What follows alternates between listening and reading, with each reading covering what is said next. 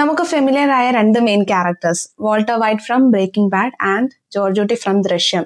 ഈ രണ്ട് ക്യാരക്ടേഴ്സും കുറേ വർഷങ്ങളായിട്ട് നമ്മളോടൊപ്പം സഞ്ചരിക്കുന്നവരാണ്. നമുക്ക് വളരെയധികം പരിചിതമാണ് ഇവരുടെ ബിഹേവിയർ എന്താണെന്നും ഇവരെന്തൊക്കെ ചെയ്യുമെന്നുള്ളതും. അപ്പൊ ഇവര് തമ്മില് ഒരുപാട് ബന്ധിപ്പിക്കുന്ന കണക്ഷൻസ് ഉണ്ട്. എനിക്ക് ദൃശ്യം 3 റീസെന്റ് കണ്ടപ്പോൾ എനിക്ക് ഫീൽ ചെയ്ത കുറെ കാര്യങ്ങൾ. അതിൽ മെയിൻ ആയിട്ടുള്ള ഒരു കാര്യം, ഇവര് രണ്ടുപേരും വളരെ സാധാരണ, അതായത് കോമൺ മാൻ എന്ന് പറഞ്ഞാൽ എക്സ്ട്രീംലി കോമൺ ആയിട്ടുള്ള രണ്ടാൾക്കാര് അവരുടെ ചുറ്റുപാടുകളിൽ വളരെ സാധാരണമായി ജീവിച്ചു വന്നു. ചുറ്റുപാടുകളിൽ ആരും തന്നെ വലിയ നോട്ടീസ് ഒന്നും ചെയ്തിട്ടില്ലാത്ത രണ്ട് വ്യക്തികൾ. പക്ഷെ ഒരു പെർട്ടിക്കുലർ സാഹചര്യം കഴിഞ്ഞു കഴിയുമ്പോഴത്തേനും ഇവർ എക്സ്ട്രാordinary മെൻ ആവുകയാണ്. ആൻഡ് അത് അവർ പോലും അറിയാതെ വന്നിരിക്കുന്ന ഒരു ട്രാൻസ്ഫോർമേഷനോ ഒരു പവർഫുൾ ആയിട്ടുള്ള ഒരു ചേഞ്ചസോ ആണത്.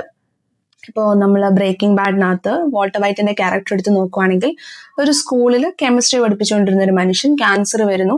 അദ്ദേഹത്തിന്റെ ഫാമിലിക്ക് മുന്നോട്ട് സർവൈവ് ചെയ്യേണ്ടതായിട്ട് വരും എന്നുള്ളൊരു ഭയം കൊണ്ടാണ് അദ്ദേഹം മെത്തുണ്ടാക്കുകയും അതിന് മുന്നോട്ട് നമുക്ക് ആ കഥകൾ അറിയാം അത് ചെയ്യുകയും ചെയ്യുന്നത്. അതുപോലെ തന്നെ ജോർജ് ഊട്ടിയുടെ ലൈഫിലും അൺഎക്സ്പെക്റ്റഡ് ആയിട്ട് ഫാമിലിയിൽ ഒരു പ്രശ്നം ഉണ്ടാവുകയും അദ്ദേഹത്തിന് ഫോഴ്സ്ഡ് ആയിട്ട് തന്നെയാണ് അദ്ദേഹം അങ്ങനത്തെ ഒരു പുതിയൊരു ജേർണിയിലേക്ക് സ്റ്റാർട്ട് ചെയ്യുന്നത്. പക്ഷേ ഇവര് രണ്ടുപേരും ഈ ജേർണി സ്റ്റാർട്ട് ചെയ്ത് കഴിഞ്ഞ് ഭയങ്കരമായിട്ടൊരു ട്രാൻസ്ഫോർമേഷൻ ഇവരുടെ ക്യാരക്ടേഴ്സിനകത്ത് വരുന്നുണ്ട്. ഇപ്പൊ നമ്മൾ ദൃശ്യം 1 കണ്ട ജോർജ് ഊട്ടിയും ദൃശ്യം 2 കണ്ട ജോർജ് ഊട്ടിയും നമ്മൾ ഈ 3 വരുമ്പോൾ കാണുന്ന ജോർജ് ഊട്ടിയിലും ഒരുപാട് മാറ്റങ്ങൾ സംഭവിച്ചിട്ടുണ്ട്. മെയിൻലി പറയുന്നത് അദ്ദേഹത്തിന്റെ ഇമോഷണൽ ജേർണി തന്നെയാണ്. ഇപ്പം ആദ്യത്തെ പാർട്ടിൽ നമുക്ക് കാണാം വളരെയധികം സ്കേർഡാ, ഭയപ്പെട്ട് പാനിക്കായിട്ട് അദ്ദേഹം എല്ലാം ഡീൽ ചെയ്യുന്നതെങ്കിൽ, നമ്മുടെ തേർഡ് പാർട്ടിലേക്ക് വരുമ്പോൾ കുറച്ചുകൂടെ തന്മയത്വത്തോടുകൂടി വളരെ നാച്ചുറൽ ആയിട്ട്, ഭയമില്ല എന്ന് ഞാൻ പറയുന്നില്ല, ഭയമുണ്ട്, പക്ഷെ എന്നാലും കൺട്രോൾ ചെയ്ത് ഒരു മയത്തിലാണ് അദ്ദേഹം അതിനെല്ലാം ഡീൽ ചെയ്യുന്നത്. സോ ഇതൊരു അഡാപ്റ്റേഷൻ അല്ലേ? വാൾട്ടർ വൈറ്റും സ്റ്റാർട്ടിങ്ങിൽ ഒരുപാട് പ്രശ്നങ്ങൾ വരുമ്പോഴത്തേനും അദ്ദേഹത്തിനും ഫിയർ ഉണ്ടാവുന്നുണ്ട്, പക്ഷെ കുറച്ച് കഴിയുമ്പോൾ അദ്ദേഹം അഡാപ്റ്റ് ആവുന്നുണ്ട്. അപ്പം നമുക്ക് ഇവരെ എന്തുകൊണ്ട് നമുക്ക് കണക്ട് ആവുന്നത്, ഈവൻ ദോ അവരൊരു മോറലി ഡേഞ്ചറസ് ആയിട്ടുള്ള വേൾഡിലുള്ള ക്യാരക്ടേഴ്സ് ആണ്. റിയലി അവർ ചെയ്യുന്ന കാര്യങ്ങളെ നമുക്ക് സാധാരണ മനുഷ്യനെന്ന രീതിയിൽ നമുക്ക് അതിനെ ന്യായീകരിക്കാൻ പറ്റുന്നതല്ല. പക്ഷെ എന്നിട്ട് നമുക്ക് അവരോട് കണക്ഷൻ തോന്നുന്നത്, ഇനിഷ്യലി നമുക്ക് ഫീൽ ചെയ്യുന്നത് ഇവര് സർവൈവ് ചെയ്യാനായിട്ട് സ്ട്രഗിൾ ചെയ്യുവാണെന്നുള്ളതാ. രണ്ടുപേരും ഫാമിലിക്ക് വേണ്ടിയിട്ട് ആ ഒരു പവർലെസ് ആയിട്ടുള്ള രണ്ടുപേര് സ്വയമായിട്ട് പവർ കണ്ടെത്തി അവർ ആ സ്ട്രഗിൾ ചെയ്ത് സർവൈവ് ചെയ്യാനായിട്ട് നോക്കുന്ന ഒരു ഫാക്ടറിലാണ് നമ്മൾ ഹൂക്കാവുന്നത്, അല്ലെ നമ്മൾ ഒരു ഇമോഷണൽ ജേർണി അവരോടൊപ്പം സ്റ്റാർട്ട് ചെയ്യുന്നത്. പക്ഷെ അതിൽ നിന്ന് മാറി നിന്നൊന്ന് ചിന്തിച്ചു നോക്കുമ്പോൾ ഇവര് വളരെ dangerous in the sense, Walter white obviously very visibly dangerous ആയിട്ടുള്ള ഒരു ക്യാരക്ടറാണ്. അദ്ദേഹം ഒരു പോയിന്റ് കഴിയുമ്പം കൂടെയുള്ളവരെ കൊല്ലുന്നതോ അല്ലെങ്കിൽ അവർക്ക് എന്തെങ്കിലും അപായം പറ്റുന്നതോ അദ്ദേഹത്തെ വലുതായിട്ട് കൺസേൺ, അതായത് അയാളുടെ സേഫ്റ്റി, അയാൾക്കൊന്നും പറ്റരുത് എന്നുള്ളത് മാത്രം അയാളുടെ ഫസ്റ്റ് കൺസേൺ ആയിട്ട് വരുന്നത്.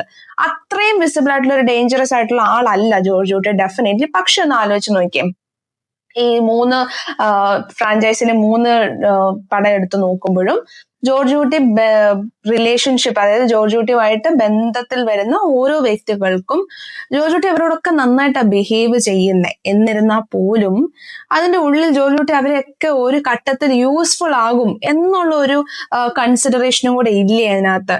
ഒരു പ്യോർലി ബന്ധങ്ങൾ മാത്രം കീപ്പ് ചെയ്യാനായിട്ടായിരിക്കുമോ ജോർജ് ഊട്ടി എല്ലാവരുമായിട്ട് കോണ്ടാക്ട് ചെയ്യുന്നത്? എനിക്ക് അങ്ങനെയല്ല ഫീൽ ചെയ്തത്. അദ്ദേഹം എപ്പോഴും ഉള്ളിന്റെ ഉള്ളിൽ ഇയാള് എനിക്ക് ഒരു സന്ദർഭത്തിൽ യൂസ്ഫുൾ ആകും എന്ന് കരുതി തന്നെയാണ്. അപ്പൊ ഇങ്ങനത്തെ ഈ രണ്ട് ക്യാരക്ടേഴ്സ് ആക്ച്വലി എന്താ ചെയ്യുന്നത്, അവര് ഒരു പോയിന്റ് കഴിയുമ്പം കൺട്രോൾ ചെയ്യാനായിട്ട് അഡിക്ഷൻ വരും അവർക്ക്. അതായത് ആൾക്കാരെ കൺട്രോൾ ചെയ്യണമെന്ന് മാത്രം അല്ലല്ലോ, സാഹചര്യങ്ങളാവാം, ആൾക്കാരെ മാനിപ്പുലേറ്റ് ചെയ്യുന്നതാവാം. ഇപ്പം ദൃശ്യം 2 കാണുമ്പോൾ നമുക്കറിയാം ഒരുപാട് സാഹചര്യങ്ങളെയും പോലീസ് ജോർജ് ഊട്ടിക്കെതിരെ ഒരുപാട് തെളിവുകളായിട്ട് വരുമ്പം അദ്ദേഹം അതിനെ വളരെ ക്ലെവർ ആയിട്ട് മാനിപ്പുലേറ്റ് ചെയ്യുന്നുണ്ട്. അപ്പൊ ഈ മാനിപ്പുലേഷൻ എന്ന് പറയുന്നത് ഇവർക്ക് പോലും അറിയാതെ കടന്നൊരു സ്ട്രെങ്ത് ഇവരുടെ ഉള്ളില്. വാൾട്ടർ വൈറ്റ് സയൻസ് എന്ന സബ്ജക്റ്റ് കുറേ വർഷങ്ങളായിട്ട് പഠിപ്പിക്കുകയും ആ സബ്ജക്റ്റുള്ള അദ്ദേഹത്തിന് ഇഷ്ടമാണ്, അദ്ദേഹം അത് യൂസ് ചെയ്യാനായിട്ട് കാര്യമാവുന്നത് എന്ന് പറയുന്ന പോലെ തന്നെ ജോർജ് കുട്ടിയുടെ കേസിലും. ജോർജ് കുട്ടി എന്ന് പറയുന്ന ക്യാരക്ടർ കുട്ടിക്കാലം തൊട്ടേ സിനിമ കാണുന്ന ഒരാളും ആ സിനിമയിൽ നിന്ന് ഇൻസ്പയർ ആയിട്ടാണ് പിന്നീട് നമുക്ക് കാണാം ദൃശ്യം 3 വരെയും അതിന്റെ റെഫറൻസുകൾ കാണിക്കുന്നുണ്ട്. ആ സിനിമയിൽ നിന്ന് ഇൻസ്പയർ ആയിട്ടാണ് അദ്ദേഹം ഓരോ കാര്യങ്ങൾ പ്ലാൻ ചെയ്യുന്നതും നടപ്പിലാക്കുന്നതും.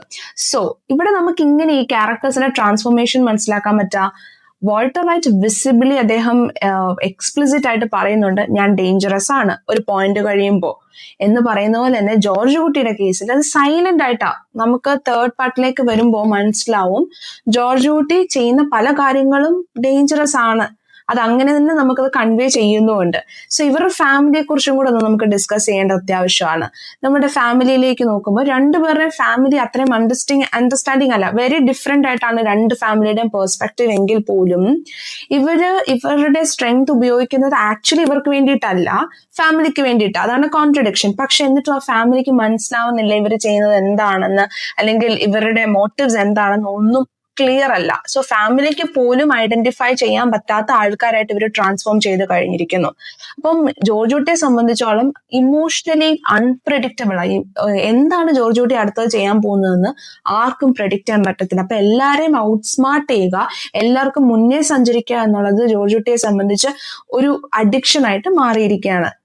അപ്പോ നമുക്ക് മനസ്സിലാവുന്നത് ഒരു പോയിന്റ് കഴിഞ്ഞപ്പോൾ സർവൈവൽ മാറി. രണ്ട് ക്യാരക്ടേഴ്സും സർവൈവ് ചെയ്യാനായിട്ടുള്ളതിലപ്പുറത്തേക്ക് അവർക്ക് അവരുടെ സാഹചര്യങ്ങളെ കൺട്രോൾ ചെയ്യാതെ മുന്നോട്ട് പോകാൻ പറ്റില്ല എന്നൊരവസ്ഥയിലേക്ക് കാര്യങ്ങൾ മാറിയിരിക്കുകയാണ്.